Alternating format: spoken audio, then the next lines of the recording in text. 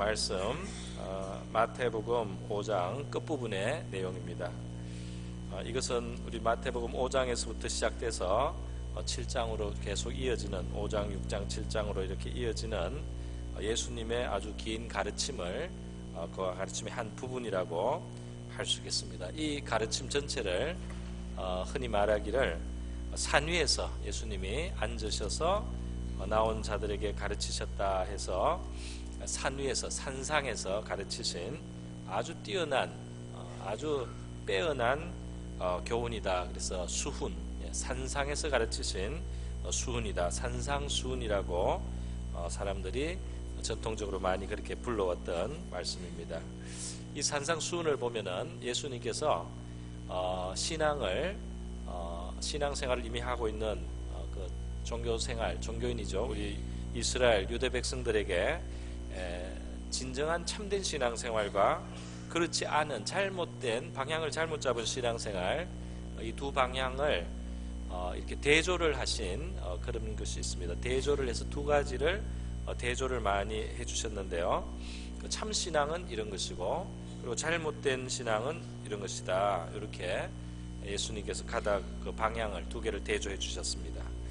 그 당시에 종교 지도자였던 바리새인들을 비롯한 많은 사람들이 사실 유감스럽게도 방향을 잘못 잡았어요. 그래서 잘못된 방향의 신앙으로 갔기 때문에 예수님은 그것을 다른 곳에서 책망도 하시고 이렇게 하는데, 여기서 정말 하나님이 원하시고 기뻐하시는 하나님의 마음에 맞는, 하나님의 의도하고 맞는 그 신앙의 삶은 어떤 것이냐, 이것을 가르쳐 주신 것입니다. 오늘 그래서 우리 산상순의 다른 본문, 다른 구절들도 함께 좀 생각을 하고 또 이 본문을 중심으로 뒷부분에서는 제가 말씀을 좀 전하려고 합니다. 예수님이 그 대조하신 두 가지 참 신앙과 잘못된 신앙, 거기에 어떤 차이가 있습니까? 그 어떤 내용의 차이입니까? 뭐 어려운 것이 아닙니다.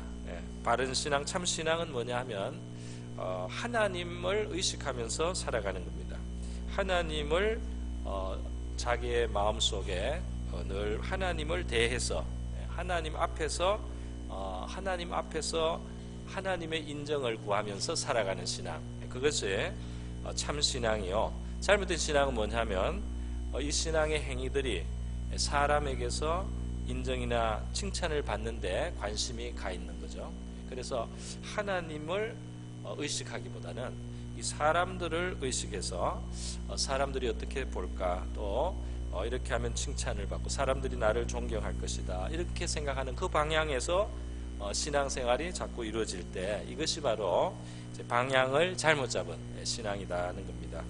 그래서 우리 신앙생활이라는 그 이름은 좋은 것이지만 우리의 인간의 이 태도가 잘못되면 이것마저도 우리 잘못된 것으로, 이 신앙도 잘못된 모양이 얼마든지 있을 수 있다는 것을 예수님이 말씀해 주셨어요. 근데 예수님께서 이 산상수훈을 통해서 가르치신 또 중요한 것이 있습니다. 하나님에 대해서 오해하고 있는 것들을 바로잡아 주셨는데요. 그 중에 중요한 것이 뭐냐면 이 하나님의 거룩하심은 우리가 쉽게 생각하는 것보다 훨씬 더 깊이가 있고 또 훨씬 더 높이가 있는 것이어서요. 우리가 그냥 대충 우리가 이만하면 됐다 하는 그런 생각으로 우리 사람이 하나님 앞에 자기를 의롭다고 세울 때 잘못하기가 쉽다는 것입니다. 다시 말해서 구체적으로 말하면 나는 살인죄를 짓지 않았습니다. 10계명에 6계명에 살인하지 말라 그랬는데 나는 살인죄를 짓지 않은, 나는 죄인이 아닙니다. 어떤 사람이 이렇게 생각해도 예수님께서 형제에 대해서 욕을 하고 폭언을 하고 마음에 미워하고 그렇게 해서 그 마음을 상처를 주고 악한 말을 하는 것만 해도 그것이 큰 의미에서 이 살인죄의 큰 범위에 들어간다. 하나님 앞에서는 사람을 해치는 것이기 때문에 그 생명을 상하게 하는 것, 인격을 상하게 하는 것, 이 다 살인죄에 해당된단 말이에요. 그러니까 그런 죄로 우리는 지옥에 갈 수 있다. 예수님이 이렇게 말씀해 주셨어요. 또 나는 간음죄를 실행하지 않았습니다. 그렇게 되면 나는 깨끗합니다. 이렇게 혹시 사람이 생각할지라도 우리의 눈으로 음욕을 품고 마음에 품고 눈으로 품은 그 음욕이 그런 눈으로 이성을 바라봤을 때 이것이 마음으로 간음한 죄가 된다. 그래서 하나님의 이 큰 간음죄의 범위에 그 죄가 들어가고 그것이 지옥에 갈 수 있는 죄가 된다. 이렇게 예수님께서 하나님의 거룩한 기준을 보여주셨어요. 그렇게 해서 사람이 하나님 앞에서 누구나 하나님의 자비와 인자가 필요한 존재라는 것을 예수님은 가르쳐 주셨던 것입니다. 다른 곳 누가복음 18장에서도 예수님께서 그 비유를 하나 드셨습니다. 사람들이 다른 사람, 아주 정말 손가락질 받는 사람하고 자기를 비교해서요, 나는 저 사람이 하는 저런 손가락질 받는 행위를 안 했습니다. 그렇기 때문에 나는 이렇게 의롭고 또 깨끗하게 경건하게 살았습니다. 혹시 누가 이렇게 하나님 앞에 나와서 그런 자기 자랑하듯이 그렇게 말하면 하나님이 볼 때 그 사람이 잘못됐다는 거예요. 그 사람은 자기를 하나님의 거룩함 앞에 세우지 않고 저기 손가락질 받는 사람하고 자기를 비교해서 그 사람보다 나으니까, 나는 신문에 나는 죄를 안 지었으니까, 나는 법정에 가서 그 감옥에 가는 그런 죄를 안 지었으니까 난 죄인이 아니다. 이렇게 하면 하나님께서 보실 때 그 자체가 이미 하나님 앞에 불의한 모습이다. 그렇게 예수님이 말씀을 해주셔서 차라리 하나님 앞에 나와서 나는 정말 희망이 없는 죄인이고 하나님의 긍휼밖에는 받을 내가 하나님 앞에 소망이 없습니다 하고 하나님 앞에 나오는 사람이 있다면 그 사람은 하나님이 의롭게 여겨주신다고 그렇게 예수님이 가르쳐 주셨어요. 하나님의 거룩한 기준 앞에서 사람들이 서야 된다는 것을, 그 하나님의 그 기준이, 율법의 참뜻이 무엇인지를 예수님이 그렇게 설명을 해줬어요. 근데 이것뿐이 아니고 이 산상수훈에서 아주 중요하고 또 위대한 예수님의 중요한 가르침이 있는 겁니다. 그것이 무엇이냐면요, 바로 하나님께서 우리들의 아버지가 되신다는 사실을 예수님이 굉장히 강조해서 말씀하신 거예요. 하나님이 너희의 아버지다 그랬어요. 이 거룩하신 하나님이 너희의 아버지다. 우리의 그 중심을 다 아시는 그 창조주께서 다름이 아니라 바로 너희들의 참되신 아버지라고 예수님께서 가르쳐 주셨습니다. 그 자녀를 낳고 또 기르고 보호하고 그 자녀를 지극히 관심으로 대하는 그 아버지라는 존재로 하나님을 설명해 주신 거예요. 그래서 마태복음 5장에서부터 쭉 보면은 계속해서 이 아버지라는 말을, 하나님이 아버지라는 말을 예수님이 계속 해주셨는데요, 이것은 예수님의 이 가르침을 처음 받던 사람들에게 있어서는 굉장히 충격적이고 신선한 이야기입니다. 우리는 지금 성경에서 이게 익숙해졌어요. 우리 하나님 아버지라는 말을 늘 입에 붙이다시피 하니까요 익숙해졌는데, 이 예수님 당시의 사람들이 볼 때는 하나님이 우리의 아버지라고 계속 예수님이 말씀해 주시는 것이 너무나 새롭고 충격적인 사실이었습니다. 왜냐하면 구약 성경을 다 통해서 말이죠, 이 하나님을 아버지라고 부른 적이 서너 번밖에 없어요. 3번, 4번. 그것도 백성들의 입으로 하나님을 아버지라고 부르는 것이 아니고 선지자들이 꾸짖거나 또는 소망을 주기 위해서 하나님이 너희 아버지신데 왜 이러냐 하는 식으로 그렇게 이제 책망하는 쪽으로 말할 때 그게 나오지, 이 백성들의 보편적인 삶 속에 하나님을 우리 아버지다 이렇게 담대하게 아버지라고 그렇게 할 수 있는 그런 경우가 거의 없는 것입니다. 그런데 예수님은 굉장히 지금 빈번하게 아버지라는 말씀을 하고 있는데, 얼마나 빈번한가 제가 한번 소개해 드리겠습니다. 마태복음 5장 16절에 보면은 너희의 선행을 이 세상에서 너희가 선하게 살아서 그 빛이 비치게 하라 그랬어요. 너희 사람들 앞에 너희 착한 행실을 보고 하늘에 계신 너희 아버지께 영광을 돌리게 하라. 너희가 착한 행실로 선행으로 세상을 살아가면 너희 아버지가 영광을 받으신다. 그렇죠? 또 마태복음 6장 1절에서 너희는 사람에게 보이려고 의를 행하지 마라. 그렇게 주의하라. 그렇지 않으면 하늘에 계신 너희 아버지께 상을 받지 못한다. 하늘에 계신 아버지가 줄 상이 있다는 겁니다. 우리 아버지 하나님이 상을 주신대요. 또 예수님이 마태복음 6장 4절에서 너희가 남을 위해서 베푸는 구제를 할 때 은밀하게 하라 그랬어요. 은밀한 중에 보시는 너의 아버지께서 갚으시리라. 하나님이 아버지시다. 그리고 아버지가 갚아주신다. 또 마태복음 6장 6절에 너희 기도할 때도 사람들에게 칭찬받기 위해서 기도하지 말고 골방에 들어가서 문을 닫고 은밀한 중에 계신 내 아버지께 기도하라. 물론 우리가 모여서 기도하는 걸 하지 말라는 게 아니고요. 이 당시 사람들이 경건하게 보이려고 길에 서서 자꾸 기도를 하고 이랬나 봐요. 그래서 예수님이 은밀하게 하나님 앞에 기도하고 사람에게 칭찬받는 그런 일을 조심하라. 그렇게 하면서 은밀한 중에 보시는 내 아버지께서 갚으시리라. 하나님을 계속 아버지라고 합니다. 또 마태복음 6장 8절에 보면은 그렇기 때문에 이방인들이 말을 많이 해서 자기 신을 설득하는 그런 식으로 뭐 주문해오듯이 그렇게 기도하지 말고 너희 구할 것을 하나님 앞에 그냥 진실히 구하면 되는데 구하기 전에 너희에게 있어야 할 것을 하나님 너희 아버지께서 아시느니라. 계속 하나님 아버지라고 하는 거예요. 또 마태복음 6장 9절에 가면 그러므로 너희는 이렇게 기도하라. 기도를 가르칩니다. 하늘에 계신 우리 아버지요. 기도할 때 하나님을 아버지라고 부르면서 기도하라. 이름이 거룩히 여김을 받으소서 하고 아버지라고 부르라. 마태복음 6장 14절에도 너희가 사람의 잘못을 용서하면 너희 하늘 아버지께서도 너희 잘못을 용서하실 것이다. 또 반대로 15절에는 너희가 사람의 잘못을 용서하지 아니하면 너희 아버지께서 하나님이 아버지 되신 하나님이 너희 잘못을 용서하지 아니하시리라. 아버지한테 우린 용서 받아야 되는 자녀인데요. 아버지한테 용서를 안 받는 못 받는 곤란한 자리가 되지 않도록 하라는 겁니다.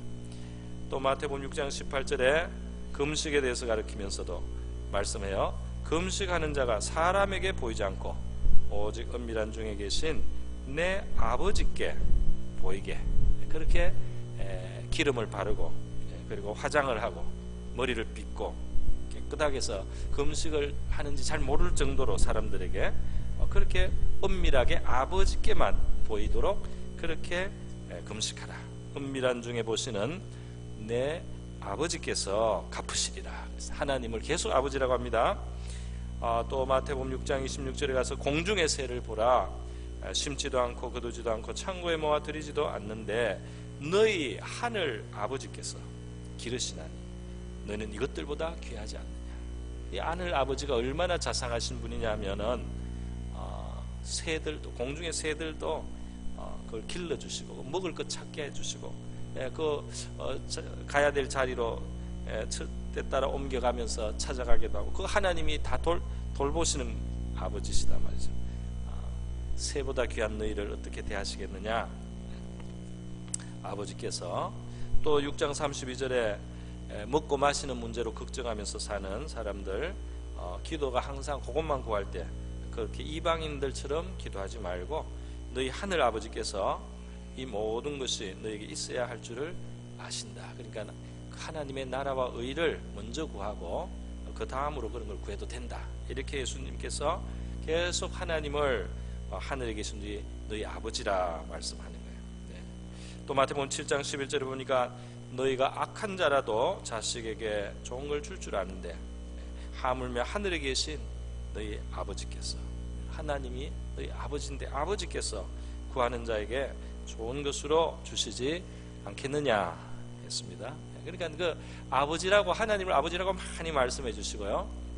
그 아버지를 의식하고 그 아버지 되시는 하나님을 의식하고 그 아버지 되시는 하나님을 마음으로 생각하고 바라보면서 그렇게 살아가면 그것이 참된 신앙이다. 할렐루야. 그게 정말 진짜 신앙이다. 그렇게 말씀을 해주시는 겁니다.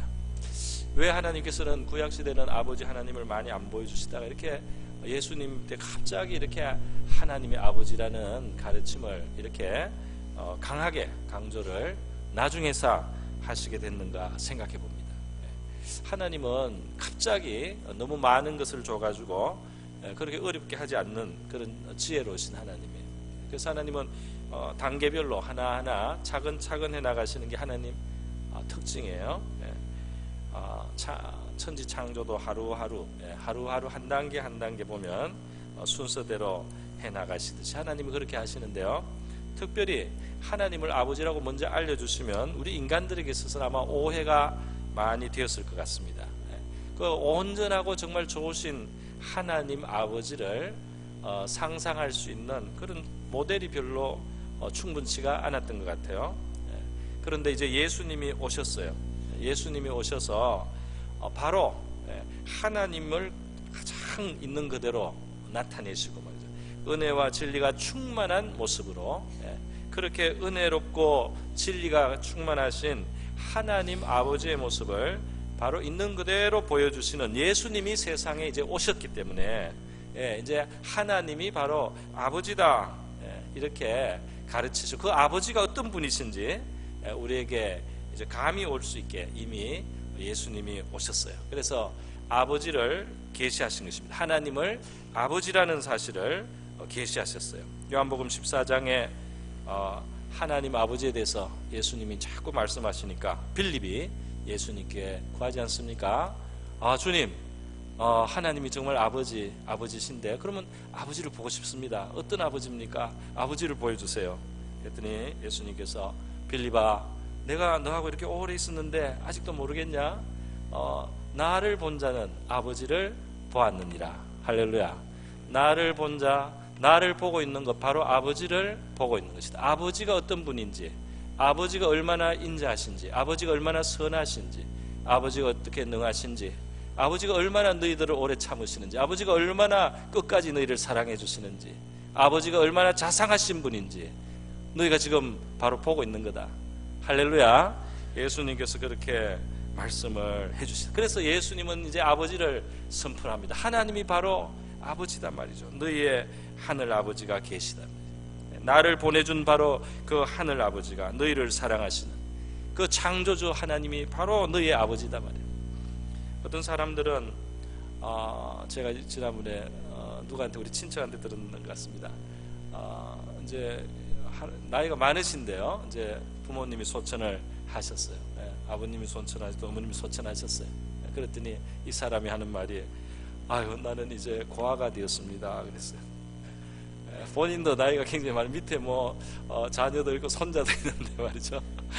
손자도 있는 분들이 내가 고아라고 그렇게 말하는데 맞기는 해요. 육신의 부모님이 돌아가셨으니까 그렇게 말해도 맞기도 하지만 정말 진짜 아버지가 아직 계신데요.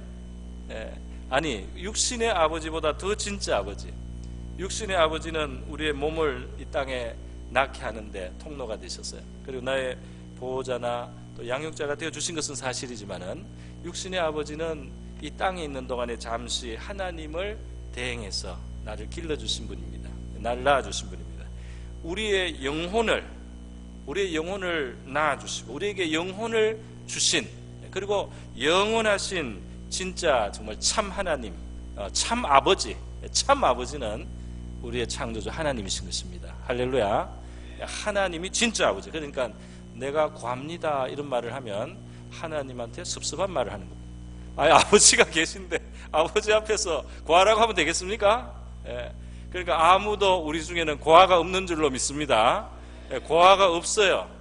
하나님 아버지, 진짜 아버지가 계신데 말이죠. 얼마나 좋은 아버지가 계신데, 얼마나 훌륭한 아버지가 계신데, 얼마나 완전한 아버지가 계신데 아버지가 없다고 하는, 고아 아닙니다. 아버지가 계세요.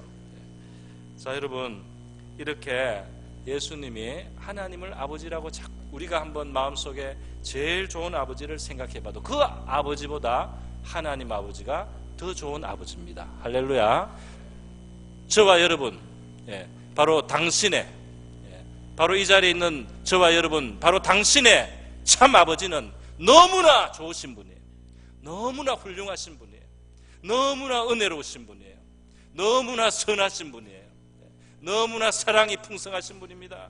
너무나 지혜로우신 분입니다. 그런 아버지가 저와 여러분에게 있습니다. 할렐루야. 이 아버지가 있다는 사실을 예수님이 말씀해 주신 거예요. 너희들이 얼마나 좋은 아버지가 있는 존재인지를 알아야 된다. 그 아버지가 있는데 아버지 있는 줄 모르고 말이지. 고와 같은 마음으로 그렇게 불행하게 살지만 너희의 생각을, 그 눈을 가려가지고 그 아버지를 보지 못한 외롭고 쓸쓸하고 슬픈 고아처럼 그 고아의 마음을 갖고 살 필요 없단 말이에요. 그 아버지를 알으라고 예수님이 말씀해 주십니다. 할렐루야. 그래서요, 예수님께서 이 아버지에 대해서 말씀을 해주십니다. 그래서 오늘 본문 말씀해 보니까 예수님이, 우리 본문 말씀 보면은 하나님의 얼마나 이 하나님의 그 기준이 높은가 말이죠. 우리에게 아버지의 온전하심 같이 온전하라 이렇게 하시는데요, 그 아버지의 온전하심이 어떤 온전하심입니까? 어떤 온전한 아버지시냐? 예수님이 설명을 해 주셨어요. 뭐라고 했느냐면 하나님이 45절 중간입니다. 하나님이 그 해를 악인과 선인에게 비춰주신다 그랬어요. 이 땅에는 악인도 있고 선인도 있습니다. 그런데 하늘에 해가 떠서 말이죠, 그 해의 온기와 빛과 그 해의 혜택을 주시는데, 그 해의 그 혜택을 주실 때 선인에만 주시는 게 아니고 악인들도 그 해의 혜택을 받게 그 빛이 비치고 있어요. 선인의 밭에만 햇볕이 비치는 게 아니라 악인의 밭에도 햇볕이 비쳐서 농사가 되는 거예요. 그리고 봄이 오면 그 따뜻한 온기를 받고 말이죠, 그 따뜻함을 인해서 그 기력을 찾고 마음이 밝아지고 하는, 이것이 선인에게만 허락되는 것이 아니라 악인들도 봄이 오면 기뻐하는 거예요. 그 빛을 받고 이제 소성을 하고 그 해의 혜택을 악인도 받고 있어요. 그 아버지가 비치신단 말이죠. 여러분, 우리가 아니 해가 떠가지고 해는 저 위에 있고 말이죠. 세상 사람들은 악인도 의인도 막 섞여 있으니까 햇빛을 악인과 선인이 어차피 이거 다 그냥 받을 수밖에 없어서 그걸 받는 거 아니냐. 우리는 아마 이렇게 생각하기가 쉬워요. 그렇지 않습니까? 뭐 해는 위에 있고 악인들하고 선인 막 섞여 있는데 어떻게 그거 이렇게 선인들만 햇빛이 쪼끄쪼그로 비치고 말이죠, 악인들이 있는 데는 끔끔하게 되고 말이죠.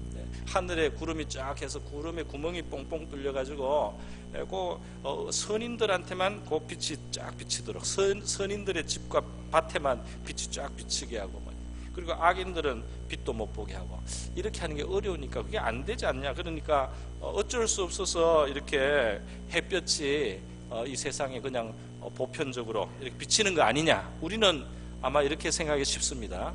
예수님의 말씀이에요. 그렇지 않다. 하나님이 안 주려고 하면 안 줄 수도 있는 거다.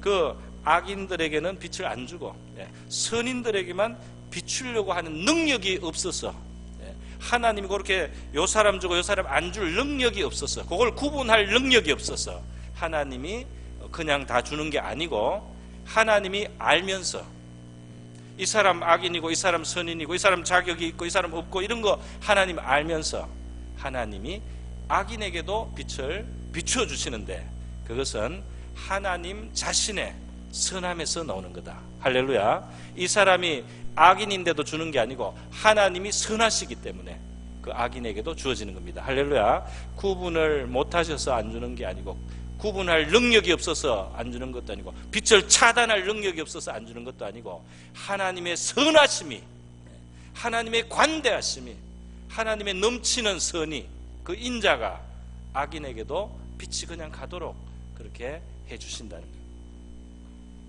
햇빛만 그런 것이 아닙니다. 비도 그렇다는 거예요. 비를 의로운 자와 불의한 자에게 내려주심이라. 예수님 말씀이에요. 비가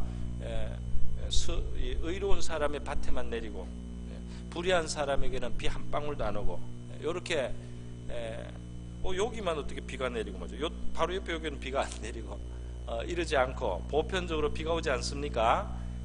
하나님이 몰라서 또 구분할 수가 없어서, 그렇게 조절할 수가 없어서 하나님이 어쩔 수 없이 주는 게 아니라, 하나님이 아시면서 불의한 사람에게도 그 비를 내려서 먹을 양식이 자라게 하고 그 사람도 먹을 게 있게 하시는 그 하나님은 그 선의에서, 하나님의 선의에서 그것이 나온다는 겁니다. 우리가 이걸 좀 생각해 볼 수 있겠어요? 오늘 해와 비는 저기 좀 옛날 이 시대 농사 시대에 아주 중요한 거라면 오늘 우리에게 있어서는 말이죠. 우리가 잘못한다고 하나님이 전기 바로 끊어버리고, 우리가 좀 잘못 있을 때 가스 바로 끊고, 그 다음에 또 뭐 좀 잘못하면 전화 끊고, 하나님이 이렇게 할 수 없어서 그런 게 아니고, 우리가 잘못이 있고 불의할 때도 있고 우리가 악인의 자리에 설 때도 있는데, 하나님께서 그 선하심이, 하나님 자체에 있는 그 선이 악인도 기본적으로 먹고 살게, 악인도 기본적으로 생존할 수 있게, 악인도 어떤 혜택을 어느 정도 누릴 수 있게 해주시는 그 하나님의 선하심이 그렇게 한다는 겁니다. 할렐루야. 여러분, 그러나 가끔은 말이죠, 우리가 성경을 보고 하면 하나님이 어떤 필요에 있어요 이 일을 하십니다. 이 구분을 하시는 거예요. 그래서 어떤 시대에 하나님이 경고를 하시다가 백성들이 죄가 이제는 회개를 안 하면 안 되고 심판을 받는 것보다는 차라리 고통을 당해서 회개하는 것이 필요하다. 그래서 하나님이 기근을 주시기로 작정하면 이스라엘에 기근이 오는 겁니다. 하나님이 꼭 기근을 내려야만 지금 되겠다, 하나님이 하시려면은 이스라엘에 기근이 오고, 옆 나라에는 풍년이 와도 이스라엘에 기근이 오게 할 수 있는 겁니다. 하나님이 가끔은 그렇게 하세요. 그러나 평상에 보통의 때 하나님은 이 구분하지 않는 것처럼, 마치 구분을 못 하시는 분처럼 보일 정도로, 그래서 하나님을 어떤 사람은 좀 만만하게 생각하고, 하나님이 정말 계신가 이렇게 여겨질 정도로, 그렇게 오해를 받을 정도로 사실은 하나님의 선하심이 넘쳐서요 악인에게도 불의한 자에게도 일정한 혜택을 베푸시는 하나님의 선하심이 있다 이 말입니다. 할렐루야. 그런 분이 너희의 아버지다, 이렇게 말씀을 하시는 거예요. 너희의 아버지는 그런 하나님이다, 이렇게 예수님이 말씀을 하는 거예요. 우리는 살다 보면은 사실 그렇게 생각할 때가 있어요. 하나님이 좀 구분을 좀 해줘서, 확실하게 좀 구분을 해줘서 말이죠, 잘못을 하면 그냥 바로 그냥 해를 안 비치고, 바로 그냥 비도 한 방울 안 떨어지게 하고, 바로 가스도 끊고, 바로 전기 끊고, 바로 전화 끊고, 그리고 바로 그냥 직장에서 끊어지고, 밥통도 끊고, 이렇게 하나님이 아주 매섭게 좀 해줘야 될 텐데 하나님 왜 이렇게 느슨하셔? 이렇게 왜 악인이 그냥 저렇게 햇볕 보고 살아? 왜 악인도 저렇게 풍년을 얻어? 그렇게 우리가 어떨 때는 불만할 때가 있어요. 많은 사람들이 그렇게 생각할 때가 있어요. 그런데 중요한 것은 이것입니다, 여러분. 하나님의 이 넘치는 선하심이 말이죠, 악인에게도 그 일정하게 살아갈 수 있게 베풀어 주시는, 악하다고 바로 그 잘못했다고 바로 그냥 전기 끊고 가스 끊지 않고 그냥 계속 공급해 주시는 그 하나님의 그 선하심이 오늘 저와 여러분을 살게 하는 겁니다. 할렐루야. 그 선하심 때문에 우리가 사는 거예요. 우리가 의로와서 항상 해보고 비볼 자격이 있는 것이 아니다 이 말입니다. 우리가 바로 수혜자라는 겁니다. 할렐루야. 우리가 바로 그 선하심의 수혜를 입고 있어요. 근데 이걸 잊어버려 가지고 왜 바로 불벼락을 안 때리냐고, 왜 바로 심판을 안 하냐고 큰일 날 소리를 하는 겁니다. 여러분, 그래서 예수님께서 지금 너희 아버지가 그런데 그 아버지의 선하심을 너희들도 누리고 있다는 사실 기억하라는 거예요. 그러면서 말씀하는 거죠. 잘못된 가르침을 바로 잡아 주셨어요. 잘못된 가르침이 뭐냐? 그 당시에 내 이웃은 사랑하고 원수는 미워하라, 이렇게 가르쳤는데요, 성경에 없는 소리입니다. 성경에는 이웃을 사랑하라는 말은 있어요. 근데 원수를 미워하라는 말씀은 없어요, 율법에. 근데 유대인들이, 바리새인들이 이웃은 사랑하라는 말은 맞는 것 같은데, 내가 미워하는 사람은 내가 미워하고 나하고 사이가 안 좋은 사람은 내가 미워하는 게 정당하지 않냐 하고 그걸 붙였어요. 갖다 붙였어요. 내 이웃을 사랑하는 말에다가 미워할 수 있는 권리도, 미워할 수 있는 것도 정당화하려고, 이웃은 사랑하고 원수는 미워하라고 살을 그렇게 붙여서 가르친 겁니다. 그러니까 미워할 수 있는 권리가 있는 것처럼 그렇게 했어요. 근데 예수님이 잘못된 가르침이다, 원수를 사랑하고 이렇게 가르쳐요. 나는 너에게 이르니 원수도 사랑하고 그리고 너희를 어렵게 하고 박해하는 자를 위해서 기도하라. 이렇게 말씀을 하시는 거예요.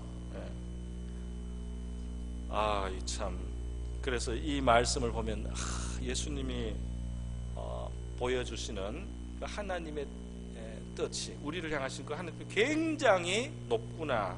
그래서 수은이라는 말이 너무 지나치게 고상하구나, 지나치게 완전하고 지나치게 높구나. 우리가 평생 도달할 수 없는, 그냥 내용은 좋지만은 우리한테는 너무나 비현실적인 그런 가르침을 하고 있다고 어떤 사람들은 그렇게 생각을 하는 거예요. 그러나 여러분 어떻습니까? 하나님은 우리가 하나님께 어떤 관대하고 넓은 사랑을 받고 있으며 그분이 아버지로서 우리에게 어떻게 선대하고 계신 것에 대하여 우리가 정말 알고 또 믿고 그 아버지 앞에서 살아가는 사람답게, 그래서 그 자녀답게, 사랑받는 자녀답게 살으라고 하시는 겁니다. 그 사랑을 받고 있다는 사실을 알고 살으라는 겁니다. 그것이 나타나는 방법이, 우리를 미워하거나 우리에게 좀 어렵게 하는 사람이 있어도 말이죠, 우리 안에 있는 사랑받은 자녀의 마음의 여유와 감용을 가지고 오히려 선대를 해주고, 그리고 내가 사랑하기 어려우면 하나님 저 사람을 사랑할 수 있게 해주세요, 또는 내가 미워하지 않게 해주세요, 또는 저 사람이 지금 잘못되게 하고 있는데 저 사람이 저렇게 해서 멸망하지 않도록, 저 사람도 의를 알고 선한 길로 가도록, 저 사람의 삶에 참된 만족이 있어서 저렇게 해코지를 안 하고 저렇게 삐뚤어지게 안 살게, 저 사람의 인생도 건강하게 되고 저 사람도 바른 마음을 갖고 바른 삶을 살고 그래서 바른 행복을 알고 살아가는 사람이 되게 해주세요. 이렇게 기도하라고 예수님이 가르쳐 주십니다. 할렐루야. 그런데 그렇게 하는 것이 우리가 아버지 앞에 넘치는 선대를 받고 있는 그 사랑받는 자녀다운 모습이라는 겁니다. 할렐루야. 그러니까 여러분, 오늘 제가 강조하려고 하는 강조는 우리는 그리스도인으로서 높은 가치를, 높은 수준의 삶을 살아야 됩니다, 이렇게 말하려고 하는 게 아니에요. 우리는 원수도 사랑해야 됩니다. 우리는 우리에게 괴롭게 하는 사람도 위해서 축복해 줘야 됩니다, 막 이런 이야기를 지금 강조하려고 하는 게 아닙니다. 그걸 강조하려고 하는 게 아닌 게 뭐냐면, 악인과 불의한 자, 또 누가복음 6장 35절에 보면 하나님은 은혜를 모르는 자에게도 인자하시다는 말씀이 있어요. 그렇게 자격이 없는 자들을, 우리도 하나님 앞에 은혜를 모르고 얼마나 우리가 은혜를 모르고 살 때가 많아요. 우리도 불의하고, 우리도 마음이 삐뚤어져서 잘못하고 말이죠. 우리 마음이 한번 뒤집어지면은 말이죠, 얼마나 이 못된 마음이 되고 말이죠, 사람에 대해서 잘못할 수 있는지 그거 우리가 인정하고, 그런데도 우리를 용납해 주셔서 참아주시고 회개할 기회를 주시고 다시 살 수 있고 다시 사랑받고 다시 은혜와 복도 누릴 수 있도록 그렇게 계속해서 후대해 주시는 그 아버지의 사랑받는 자녀라는 사실을, 그리고 그런 좋으신 아버지가 우리에게 있다는 사실을 우리가 먼저 주목하자는 겁니다. 할렐루야. 이 사실을 우리가 주목을 하고 그걸 정말 믿고 그걸 정말 인정하고, 그리고 거기에 자연스럽게 그걸 정말 믿는 만큼 우리에게서 우리에게 미워하는 사람, 우리에게 괜히 시비 거는 사람, 뭔가 삐뚤어진 사람, 뭔가 틀어진 사람에 대해서 우리가 넉넉한 마음으로 대할 수 있게 된단 말입니다. 할렐루야. 그러니까 지금 뭐 이렇게 어려운 일을 하시오 이렇게 말하고 싶은 게 아닙니다. 얼마나 좋은 아버지를 저와 여러분이 가지고 있는지 그거를 먼저 보자는 겁니다. 얼마나 좋은 아버지의 그 선대를 우리가 받고 있는지 그거를 생각하자는 겁니다. 예수님이 말씀하시는 거예요. 너희가 사랑하는 자를 사랑하면 무슨 상이 있으리요? 세리도 이같이 하느냐? 세리가 이제 이 당시에 욕심 많은 사람, 죄인입니다. 그런데 세리도 자기를 사랑해주는 사람한테는 사랑이 가는 거예요. 그러니까 너희들이 너희한테 사랑을 주는 사람을 사랑하고 그 사람한테 선하게 한다고 그것이 하나님 자녀의 표징은 아니다. 그거는 욕심 많은 세리도 그렇게 하는 거다. 또 너희가 형제에게만 문하면 남보다 더하는 것이 무엇이냐? 이방인들도 이같이 않느냐? 하나님을 모르는 이방인 또는 뭐 자기 마음대로 사는 이방인이 있지만은 자기한테 잘해주는 형제, 친한 힘이 되어주고 자기 편이 되어주는 형제에게는 인사도 잘하고 문안도 해주고 그렇게 다정하게 대한단 말입니다.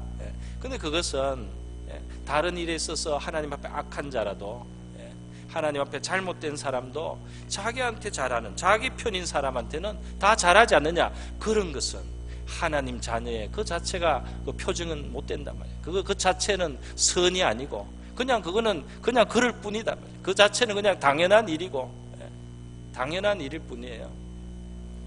물론 이 세상에는 그런 선도 악으로 갚아서요 말할 수 없는 정말 악도 있지만은 그러나 하여튼 나한테 선대하고 나를 사랑하고 내 편이 되어주는 사람에게 내가 잘하는 것을 가지고 하나님 앞에 선이라고 할 수 없고 그것을 하나님 앞에서 우리가 하나님 자녀답다 할 것은 하나도 없다 이 말입니다. 하나도 없다. 내 편인 사람을 내가 잘해준 그거는 선의 축에 못 들어간다 이 말입니다. 깡패들도 남의 돈 뜯는 사람도 사기치는 사람들도 팀을 이루어서 같이 일을 하면요 자기들끼리는 나눠 먹어요.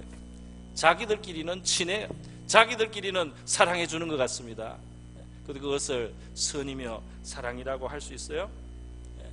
그는 악인과 죄인들도 다 하는 거다. 그런데 너희하고 틀어지고 너희를 괜히 미워하는 것 같고 너희하고 편이 아닌 사람 같고 이런 사람을 너희가 어떻게 대하느냐? 너희 안에 있는 선함으로 그들을 선대할 수 있어야 한단 말이에요. 왜냐하면 너희 아버지가 그 은혜를 모르고 하나님 앞에 거스리는 일을 하고 있는 그 악인들에게 해와 비를 비춰주시면서 그 하나님의 넘치는 선으로 그들을 선대하시고 물론 때가 되면 심판이 있어야 되고 공정한 하나님의 판단 아래 사람들이 서야 됩니다. 그러나 너무너무 오랫동안 너무너무 길게 하나님은 말이죠 그 해를 비를 끊지 않습니다. 할렐루야. 끊지 않아요. 그래서 계속 전기가 들어오고 계속 전화도 들어오고 계속 가스도 들어오고 계속 이 밥통이 있고 말이죠.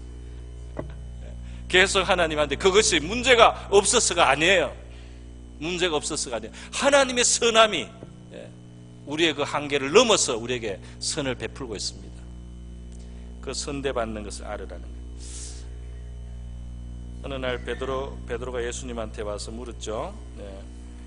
형제를 얼마나 용서해줘야 됩니까? 예수님 말씀을 보니까 굉장히 용서를 잘해 주시고 사랑이 많으시고 인자하신데 예수님의 제자로서 우리가 한 7번 정도 용서해 주면 되겠습니까? 이렇게 물었어요. 형제가 내게 죄를 범하면 몇 번 용서해 줘야 됩니까? 7건 정도 용서하면 되겠습니까? 그랬어요.